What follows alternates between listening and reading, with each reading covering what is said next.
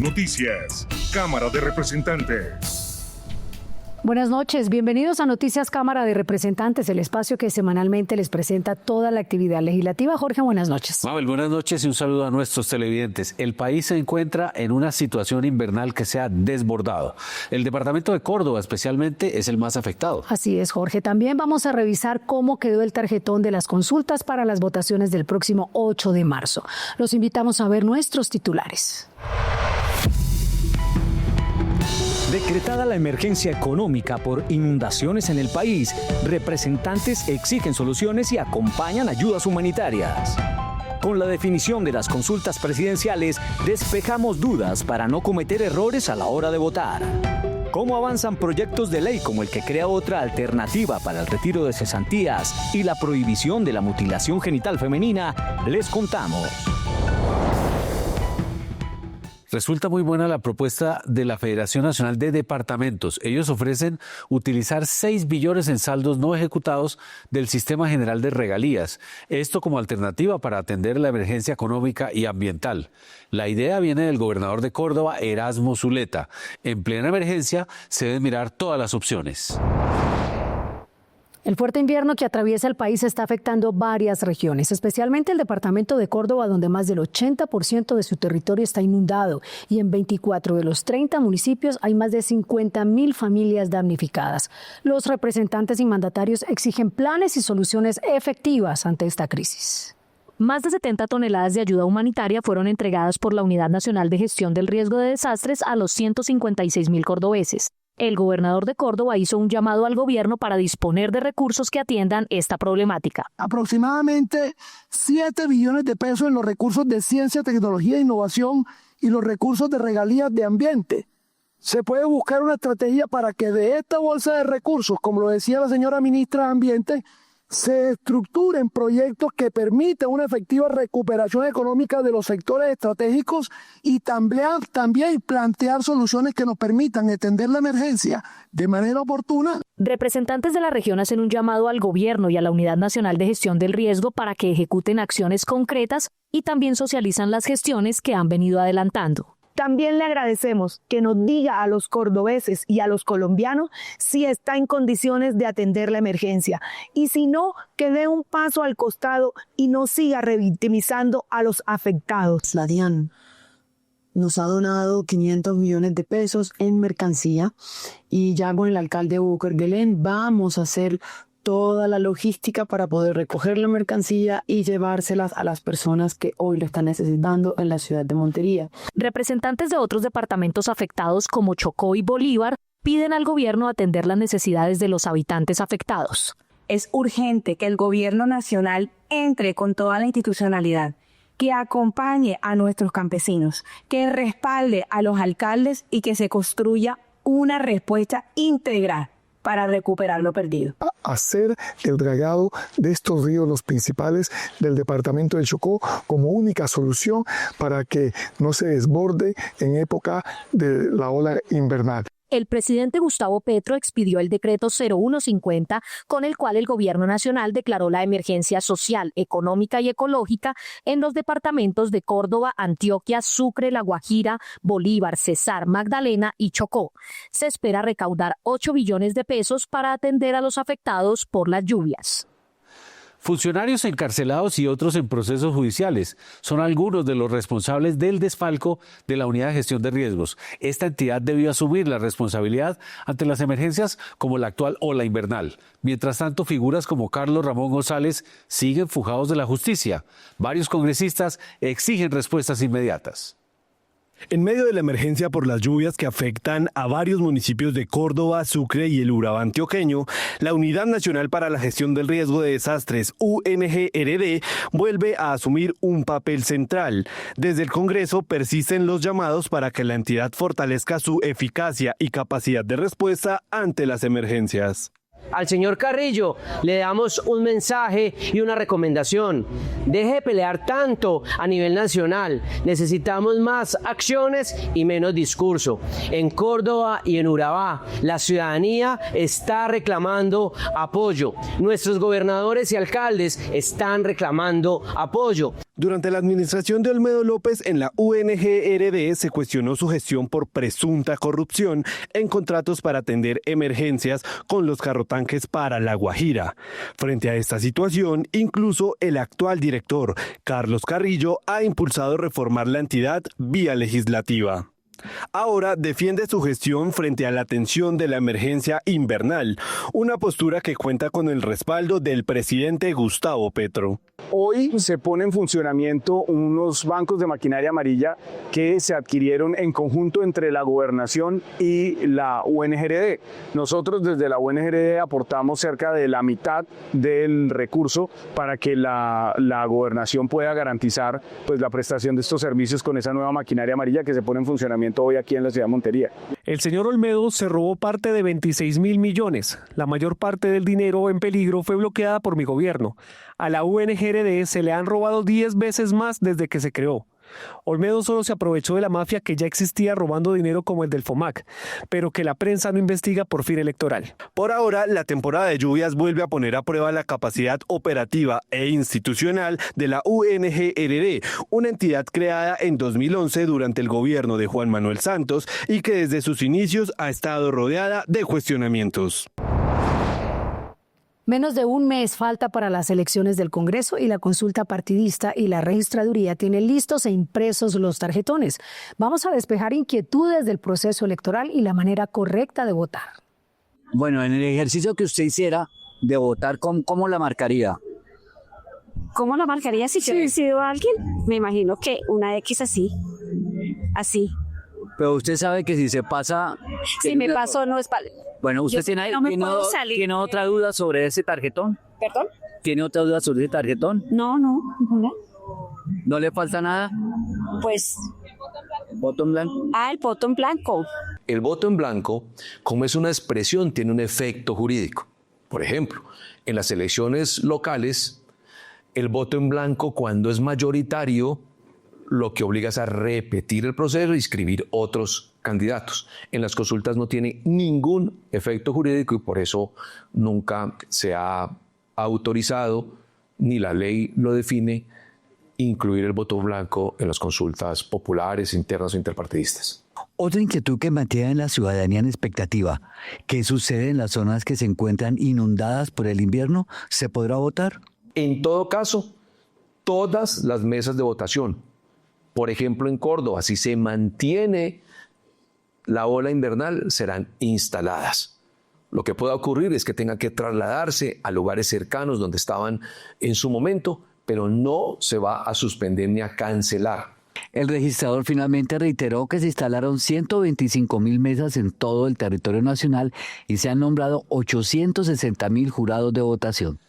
El orden público vuelve a encender las alarmas por hechos que son atribuidos a la guerrilla. Más de 170 municipios enfrentan riesgos de violencia y presión armada de cara a las próximas elecciones. Las arremetidas violentas del ELN contra la población civil y la fuerza pública en 2025 aumentaron en un 86% respecto al 2024. Así lo revela el más reciente reporte del Centro de Recursos para el Análisis del Conflicto. Situación que en pleno 2026 parece no cambiar tras los sucesos de los últimos días en diferentes zonas del país. Hoy el replanteamiento tiene que ser distinto. Hoy el gobierno nacional tiene que confrontarnos. No puede seguir que estos grupos sigan dueños del territorio en Colombia. Esta situación se agrava en plena época electoral, donde es necesario que quienes aspiran al Congreso y a la presidencia se desplacen por el territorio nacional. A propósito de esto, la Misión de Observación Electoral lanzó una alerta que indica que para las elecciones nacionales de 2026 hay 170 municipios con algún nivel de riesgo electoral donde coinciden factores indicativos de fraude y violencia en el país.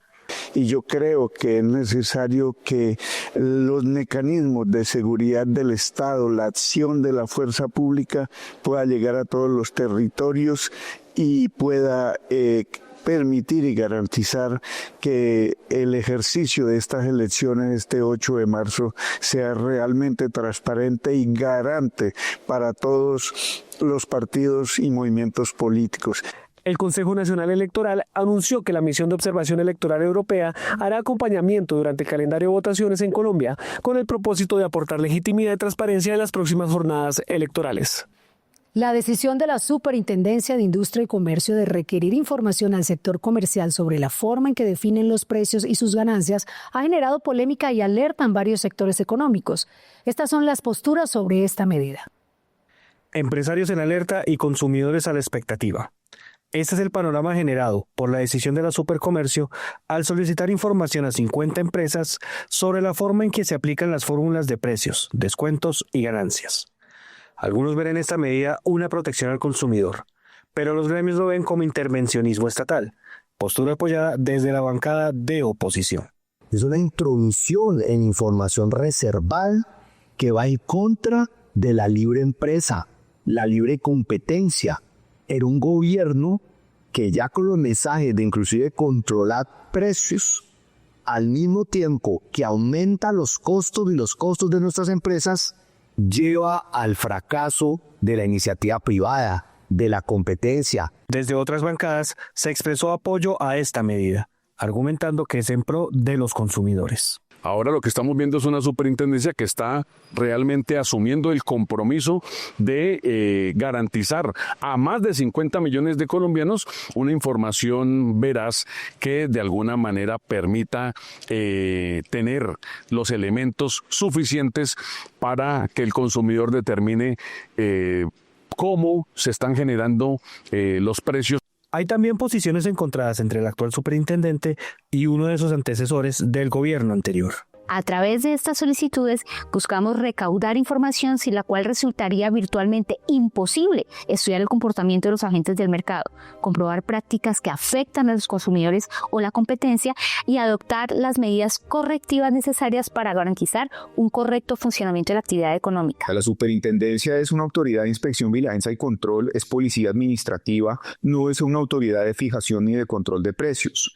En el pasado, la superintendencia, antes de la reforma constitucional del 68 y antes de la reforma del 91, era una superintendencia de vigilancia de precios, tenía otra naturaleza. La medida será aplicada inicialmente a 5 empresas que manejan productos como papelería, electrodomésticos y grandes superficies, buscando ampliar su cobertura hasta llegar a todos los sectores del comercio colombiano. Las cesantías son un ahorro para momentos clave. A continuación, les contamos de un proyecto de ley que ampliaría las diferentes formas que hay para retirarlas. 14 de febrero. No es solo la fecha del amor, también es la fecha límite para que las empresas les consignen a los trabajadores sus cesantías anuales. ¿En qué ha pensado que se las podría gastar? Para estudio y mejoras de vivienda. Las invertí en un negocio inmobiliario.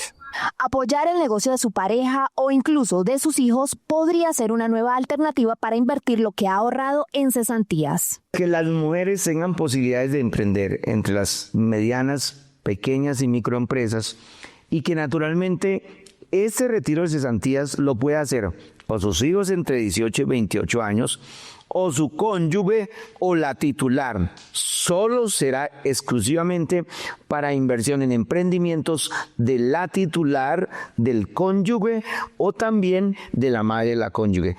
Yo, hombre, yo esposo, puedo retirar el 50% de mis cesantías para que mi esposa tenga un emprendimiento. Sobre este proyecto, las opiniones están encontradas. El articulado no es lo suficientemente claro, uno, en que esos recursos se van a invertir en un emprendimiento propio de la mujer que quedó desempleada. Dos, creemos que de alguna manera puede desnaturalizar el objetivo principal de las cesantías, de la figura de las cesantías, que va a cuidar o que estés en situación de desprotección y desempleo. Actualmente, si usted va a retirar su cesantía, solo lo puede hacer de forma total cuando se termina su contrato laboral o parcial cuando va a invertir en vivienda o en educación superior. Y estas son otras noticias de la Cámara de Representantes. En la capital del vallenato, en Valledupar, les preguntamos a los ciudadanos, en San Valentín, ¿qué regalito les gustaría que les llegara desde la Cámara de Representantes? Que ayuden y promuevan el comercio de los medianos y pequeños empresarios a través de reformas que ayuden a subsidiar el tema de impuestos. Más compromiso con el sueldo de los médicos aquí en el departamento. Se demora muchísimo en llegar, casi 6 meses, 5. Más participación política de las juventudes. El turno ahora es para los congresistas que en esta cita de amor y amistad brindan, por ejemplo, por las propuestas educativas para el Cauca. El proyecto de ley sobre la Universidad del Macizo, como una universidad pública nacional en el centro de la corona del macizo colombiano. Una oferta educativa muy importante para las comunidades campesinas e indígenas de este sector. Y para aquellos colombianos que superaron algún tipo de cáncer, hay otro motivo para celebrar, que además ya es ley de la República. Que las personas que asumieron esta enfermedad y que la superaron, ya después de 5 años de haber superado esta enfermedad, pueden acceder al sistema financiero. 1, modificando un artículo del Código de Comercio. 2, que si no están obligados a manifestar que tuvieron esta enfermedad. Más allá de los chocolates y las flores, este 14 de febrero y todos los días del año, que la celebración sea por un país de oportunidades. Sonia Juliana Gómez, una destacada defensora del arte, la cultura y la danza, recibió un merecido reconocimiento por su labor como embajadora del sanjuanero huilense, al que ha llevado a brillar tanto a nivel nacional como internacional. El sanjuanero huilense se ha sentido en todo el planeta Tierra porque es el símbolo del Huila y es ella, esa gran mensajera y embajadora de nuestra cultura. Que no ha sido fácil, pero que de una u otra manera, con ayuda de ella y con todas las personas que siempre han estado conmigo de la mano, hemos logrado sacar adelante el folclore colombiano a países que nunca nadie lo imaginó. Tras 2 semanas del fatal accidente aéreo en el que perdió la vida el representante Diógenes Quintero, su esposa recorrió los pasillos del Congreso de la República. Con ella estuvo nuestro compañero John Contreras.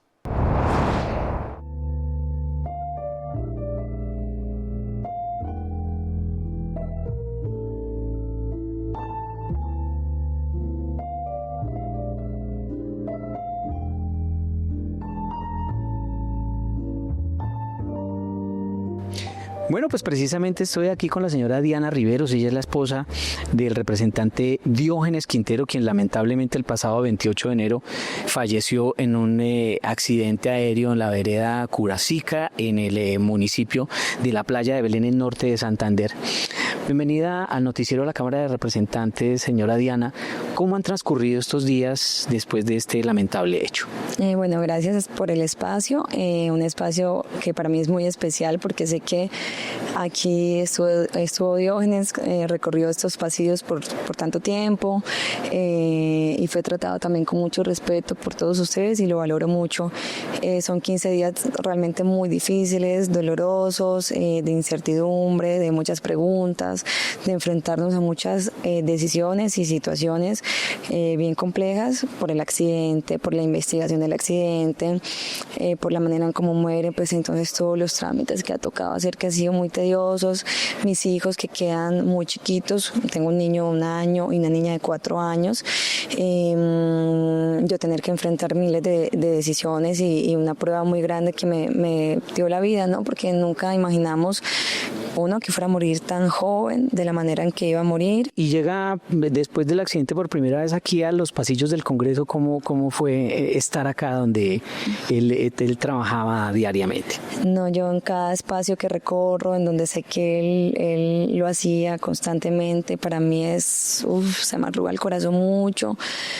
Tener que montarme en un avión después de esto fue difícil, fue mucho, fue demasiado, fue todo el vuelo pensando en miles de cosas y pensando en él, en lo que pudo haber vivido, pasado en esos momentos, ¿sí? Se me vienen muchos recuerdos, mucha nostalgia y obviamente mi corazón, muy arrugado. Claro, bueno, y por supuesto en medio de este dolor usted va a asumir las banderas de él, lo anunció también en el homenaje que se hizo allá en norte de Santander. ¿De dónde sacar fuerzas para seguir con el legado de Diógenes Quintero? John, fueron muchas cosas que estaban ocurriendo al mismo tiempo y entre esas era la desesperanza de la región, de las personas que tenían la fe de que gracias a él, a su gestión, pues estaban logrando cosas muy, muy importantes para ellos, como víctimas, como campesinos, en el desarrollo de esos municipios que han estado olvidados por el Estado, y no te imaginas cómo lo lloraban, o sea, lo lloraban al igual que yo, y me decían, no, ¿qué vamos a hacer? Nos sentimos huérfanos, aquí ya vamos a volver a quedar en el olvido, vamos a retroceder. Entonces fueron muchas situaciones como esas y bueno, fue un tema en conjunto. Esto no es un tema de protagonismo de una sola persona, es un tema de verdad que pensamos en la región del Catatumbo, del norte de Santander, y del legado que Diógenes representa y se va a seguir representando porque yo me voy a encargar de eso.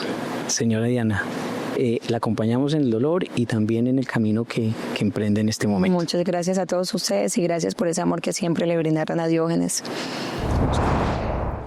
Desde el año 2023 está en vigencia la conocida ley Dejen de Fregar.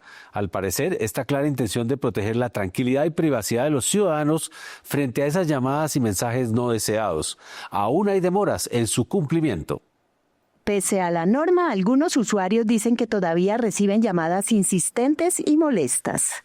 He recibido diferentes llamadas incómodas, algunas en horarios no laborales y de manera insistente de algunos operadores para ofrecer sus servicios. Creo que la superintendencia debería entrar a evaluar y a ponerle restricciones a las llamadas, a exigirles de pronto que tengan siempre un número establecido, cosa que uno decida si contesta o no contesta la llamada. La ley establece reglas precisas para preservar la privacidad y evitar abusos, protegiendo el tiempo personal de los usuarios.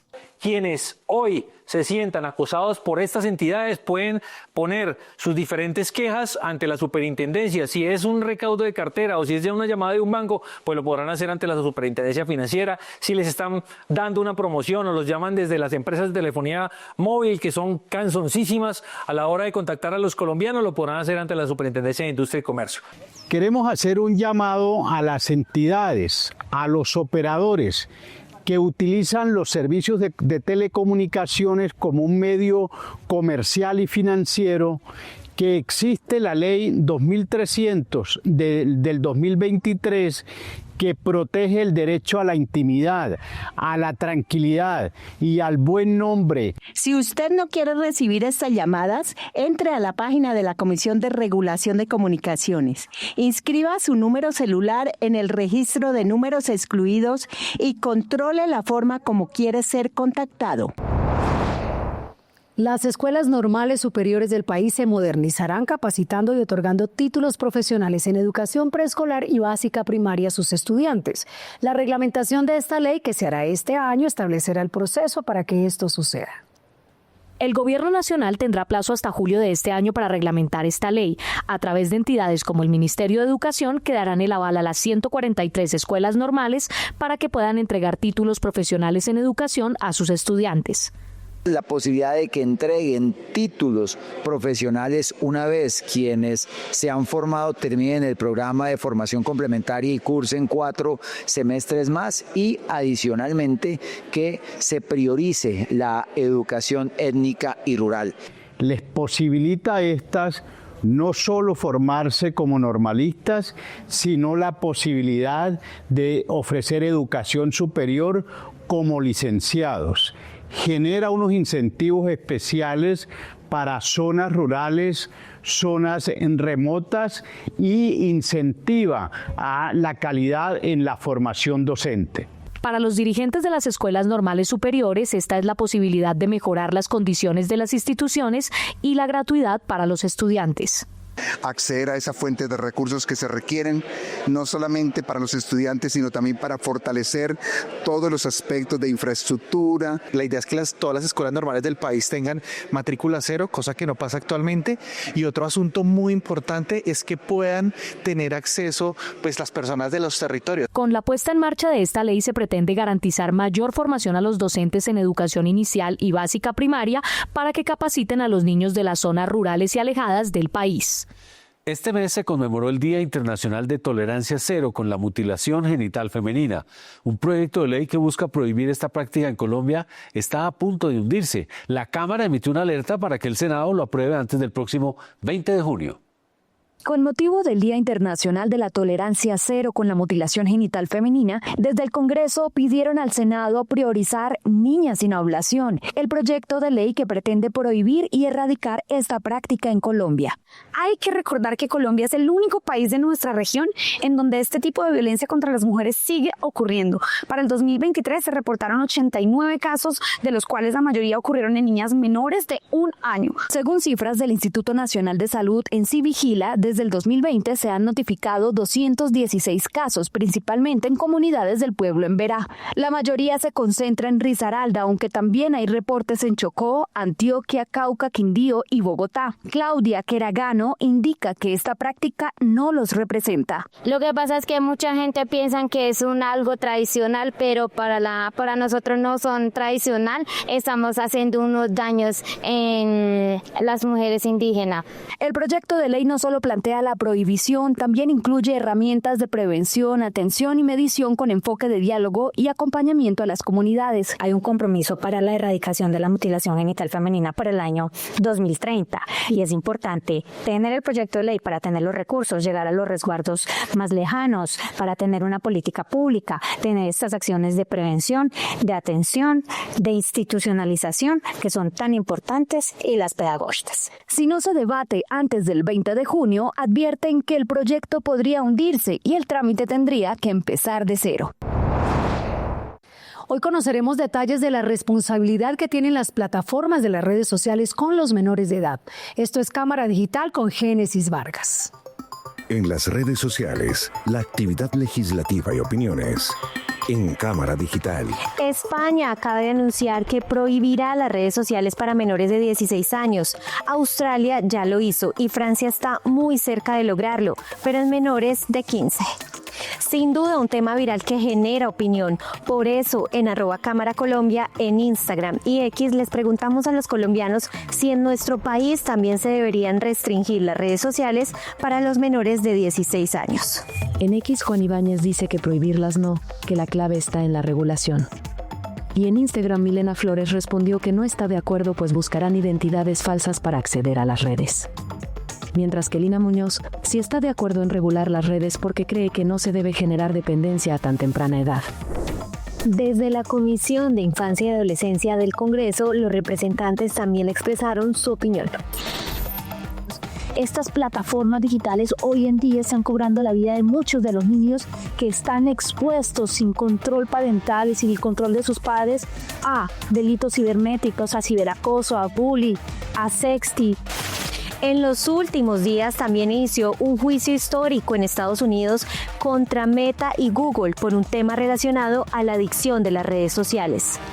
Esto fue Cámara Digital, la política en el algoritmo de los colombianos.